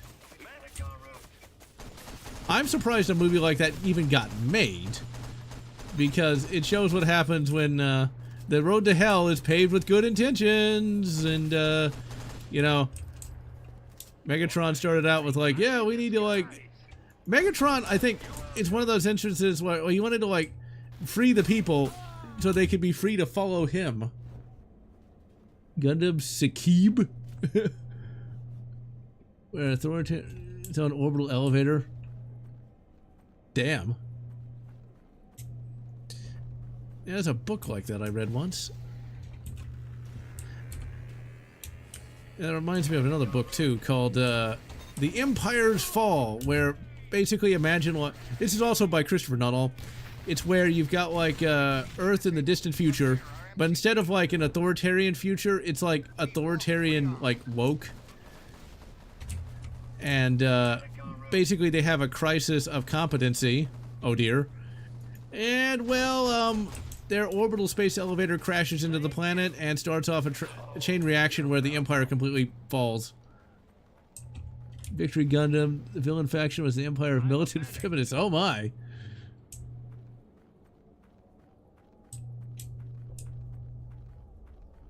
Militant Feminists.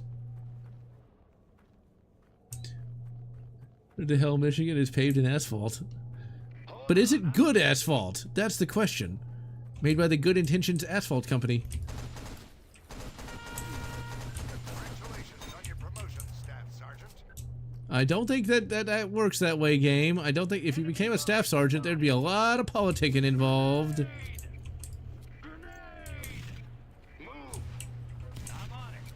They don't tell me to move, really, and I got vaporized by a tank. I remember this being hard the last time I played it. Ugh. Winning spiritual younger sibling that focus plot and well-written characters. I just never really sit around and watch things these days. Nothing in Michigan is good attention. You know, the only reason I really ever thought about Michigan was that's a different state. Huh, I don't know why I know about Michigan. Is that where Home Improvement was set? I know there was some show I watched all the time as a kid that was set in Michigan. That's the problem with the Decepticons in general, is that they had a point and then they all act like evil assholes. It's like, it would have made more sense if they acted like good sometimes, bad sometimes. Weirdly enough, the Blue Jet, aka Thundercracker, is actually the nicest of all the Decepticons. Like, he's like an actual good guy, or good robot, in the ID dub continuity. And actually helps out Bumblebee. When Bumblebee becomes kind of like a Prime, kind of. But like, he's the only good one. Believe me, Grenade didn't leave my brain for a long time. Yeah, there's gonna be some Transformers content coming out later this year. I think in April? April, May, I can't remember. I have it scheduled. I'm gonna review the oh god, no. I saw the lights flicker. Please don't go out. I hate when the goddamn power goes out. All this aging infrastructure. Yeah, I can review the War for Cybertron game, the Transformers Armada game. Just died again.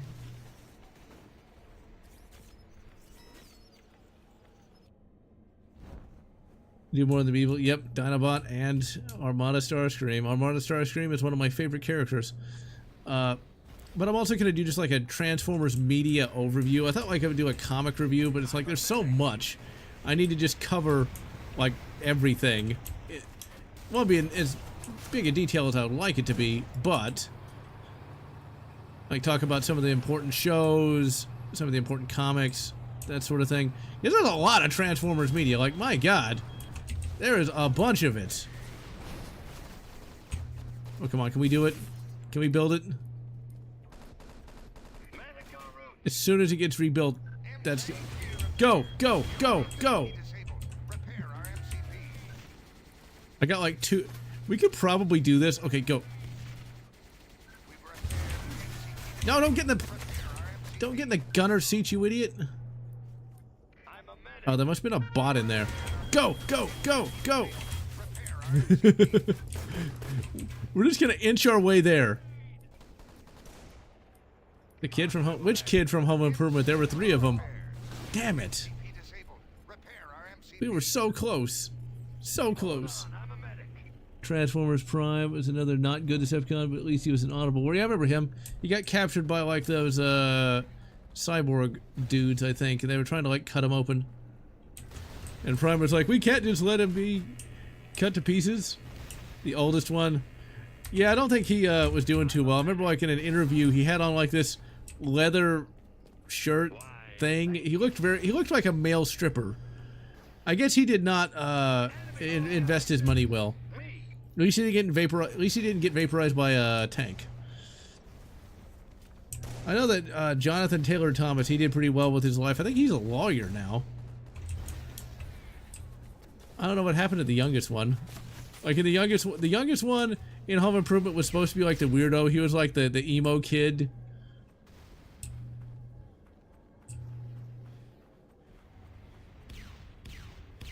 They kind of did that in one of the Transformers books in the Aligned continuity.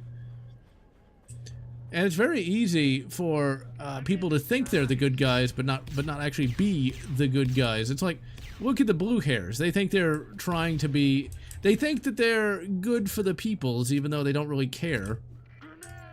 That's why they like socialisms. They think that's going to help the poor.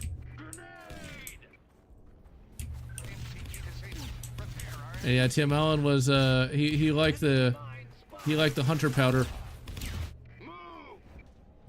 It's kind of crazy to think that Tim Allen went from that to still being relevant today. Tim Allen has a show called Changing Gears or Shifting Gears, I forget which, where he's like his daughter comes back after like 20 years or something, and she has like kids and he's got to deal with it.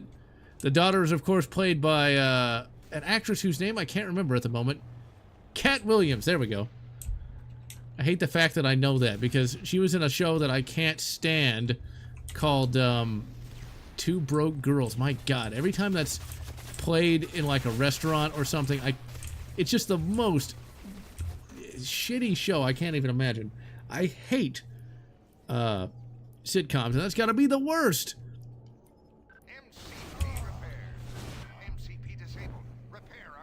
The clash, that angle slash function and stuff. The problem with like Transformers is they don't know what to do with them. If you have Transformers that are built, how could there ever be a weaker Transformer? Shouldn't they all be built to the same strength capability? Wouldn't that make sense? So they don't really, the writers don't really know how to create like a class-based society with Transformers. Just because, like, how do you even have that? Because couldn't they all be built to the same specifications? Or at least, shouldn't they be? So yeah, that's one of those things I do get, you know. Congratulations on your promotion, Master Sergeant. I don't think that's how that works, game. Get out of the fucking driver. I'm gonna die because there's two of them and they're just gonna vaporize me. The Transformers 1 did a good enough job explaining like why there was even a class system to begin with Transformer Society. You know, like the ones that don't have the Transformers cog versus the ones that do. That's the only way that works. It's like, how does a Transformer get rich or poor? All you need is energy. Which I guess you could kind of do that, but like, it's weird. It's hard to write characters that are immortal and can't get sick. Yeah, exactly. Why would they ever fight alone? I was like, Iron Man 3 was kind of stupid because, like, where's Thor? Why isn't he helping? I mean, there's always got to be some reason, like, oh, he's sick, or he's fighting in his own movie, or something, you know? They always got to come up with some kind of bullshit reason. It's kind of like Ahsoka. It's like, why wasn't she killed in the Jedi Purge? Well, she wasn't a Jedi. She was on the other side of the galaxy. She was playing with the space whales. The most annoying concern, like, they would shut up. I mean, really, Cyrus, that's probably the two biggest annoyances right there. I don't know who the most annoying one on the right is. I know the most annoying one on the left is Destiny. I think for me, well, that guy's also mentally ill. Not Destiny, but the one I'm thinking of, like, what if Alt Hist? I'd actually forgotten about him. That's the guy who got high on ayahuasca and thought he was talking to Thor. But yeah, like, he's one of the more annoying ones because he like comes out with videos that are complete schizo, saying that there's going to be an incel rebellion. I know people love Sargon, but I think Sargon's probably one of the more annoying ones as well. Yellow Grifter, I like that, but like, I think Sargon, I think would be the one I find the most annoying. I know people love him. I know they love Sargon. But I think he's the most annoying because he doesn't have that much to say, and he's super popular, and all his stuff is just the same generic slop you get all the time. Oh, Jesse's going to jail. Yeah, because I watched a video on that. Matt Walsh is interesting. Most of the stuff he says is slop, but sometimes he can actually have a halfway adequate point. That's the sad part, though. It's like the right wing became as bad as the left wing over the last 4 years. They became slop. They just say the same old shit over and over again. Even Stuttering Craig became slop. Where it used to be, he would talk about, you know, like video games. They could also be vibrators. Yes, that's a thing. There's a video game called Rez. This is a video I remember watching back in 2007. Rez is a game where, like, it comes with a vibrator. And like the better you do in the game, the more vibration it does. You cannot talk about that today, that's for sure. Come on, do it, do it, do it. Come on. Ah, damn it. Until Apocalypse. Hunter Avalone? That name looks familiar. Matt Walsh annoys me in other ways, though, because he's the guy who was like, oh, yeah, you can't play with toys as an adult. It's like, motherfucker, I'll play with whatever I want. Ebon Hawk, you know, fucking, I could grab that Lego, but I do not want to drop it and watch it smash into 1,000 pieces. And if he thinks like playing with toys is bad, what happens when you dress up as Batman? What happens when you spend a ridiculous amount of money to dress up as Batman? That's one problem with Daily Wire is, yeah, they do say a lot of stupid stuff like that. Jesse, oh my God, they found the mines. We had stereo enemy mines spotted. But yeah, D-Dub is bad about that. Jesse Waters, one of those Fox News contributor. No, he has a show on Fox News now. He said some stupid shit recently too. I saw a video on that where he's like, what kind of husband goes to the store with his wife? I'm like, dude, all of them? I do not recognize Milo Yiannopoulos. Benny Boy is like a failed... Oh my God, we got like a squad of 3 riflemen actually moving together. The bots actually knew what they were doing. Congratulations on your promotion, First Sergeant. When you think of all the politics that goes into being a first sergeant, and all we've done is just kind of wander around and get killed. But yeah, Jesse Waters actually... oh yeah, the... what kind of man goes to the grocery store with his wife? I'm like, my grandfather did that for like 60 years. Oh dear. So, yeah. Yeah, Ben Shapiro will eventually, hopefully, maybe one day become irrelevant. Maybe, hopefully. I'd like to see all those slop people become less relevant over time.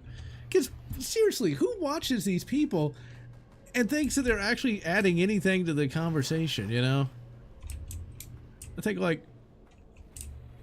the tough guy uses GF as a bullet shield. Wow, brilliant. I mean, I already saw, like, the, Was he Triple X Medic? You're the real man here. Bragged about not knowing how to do household chores. Wow, that's bullshit. It's like, Gramps, he was always doing it. I mean, there was a time when I was married and I would, you know, wash clothes. Oh my God! Going on about Brett Cooper leaving the Daily Wire. Yeah, exactly. I've seen once again, I'm not watching the videos on this. I'm just looking at the thumbnails. My God, Jeremy from the Quartering is eating good tonight. Because so many videos on that. It's like, who cares? I didn't even care about a Brett Cooper to begin with. Oh, and her stuff was slop too. Like the worst slop.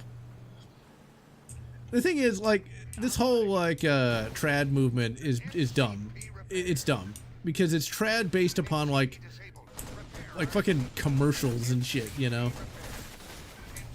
Hey, laundry's easy. You just throw the shit in the fucking washing machine. How hard is that? Now, cooking, on the other hand, I don't mind cooking, but there's so much that you have to do right to actually make it turn out good. You know? Brett Cooper is hot, I will say that. Although, she does look a little bit too much like Ben Shapiro. But no, like, cooking, that's the hard part. I mean, I can do it, and have done it, but getting everything right, at least with washing clothes, that is so easy. You just dump the shit in the washing machine, you pour soap on top of it, you know. Oh, Razor Fist is bad. Well, his stuff was slop, but I'd hate to see him... What is with the grooming, though? It's like, my God. Can't you people get a date for real? If even I can get a date. Deli style chicken, there's a lot of steps to it. Chill overnight.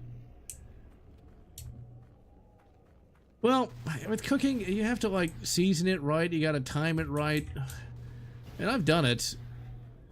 And I have cooked for females before, and they all liked it, but man, that's hard. Yeah, he no longer says God fucking speed, he just says Godspeed. Years, still do laundry, cook, and hunt my own food from Walmart.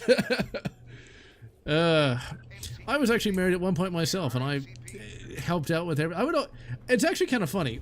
If you're with somebody you really like, which I was, but unfortunately, you know, shit happens and relationships can end, you want to spend time with that person. So you'd want to go to the grocery store, or I always helped with cooking, because I wanted to hurry up and get that shit out of the way so she and I could go do something, you know, fun, be it clothed or non.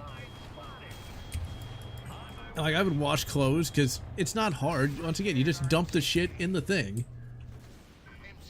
More just a dumbass and bad VF. I've heard the whole religious thing is more due to his... Oh. For the election and vote. Actually convinced me to get out and vote. Not bad. Yeah, apparently the addiction to the sexy times is something that does happen, I suppose. Although for me, it's like, eh. Razor Fist, I think, is probably not as bad as some of the others. And he does kind of talk about things in a way that other people don't. But a lot of his videos are slop, though. Okay, eventually I'm just going to get... You know what, we're going to go to another map real quick. Actually, no, you've gone 2 hours. Yeah, okay, we'll go ahead. We'll disconnect from the space server. Go ahead and call it a day real quick. I'll take a look at the last bit of chapters. Razor's comic and 2 books are all right. Prose heavy when he's describing stuff. I don't know, I hope he's not as bad as Ian Watson. I need to review an Ian Watson book at some point. The 2016 election, we talked the audience out of character. The problem with like having an angry character is you got to act that way all the time. That's why for me, I'm just General Lotz, you know. Well, no, sexy time with an actual person is good. Just you know, gooning, as they say, is boring. But gaming, yeah, that is pretty good too. I mean, there was something to be said about that. But yeah, all that slop tube is really sad. I do recommend watching, if you want something that's not slop, Based Politics is pretty good. And if you want something that's actually like old school content, I recommend Red Cow Arcade. I love those guys. They are hilarious. Watched a video when they were hating on Kickassia, and it was hilarious. You know? And yeah, I'm just me. I act like myself. Now, of course, I might exaggerate things a little bit, you know, because it is a video after all. But, you know, I'm not trying to be like, oh, I hate this fucking game. It's the piece of shit of all time. It's like, I'm not doing that, you know. I'm not pretending to be something I'm not, you know. And that's the thing about having a character like Doug Walker, you know. He's kept that bit for so long, and it's worked out for him. He's rich, you know. But that's got to get tiring after a while, you know. I'm just saying.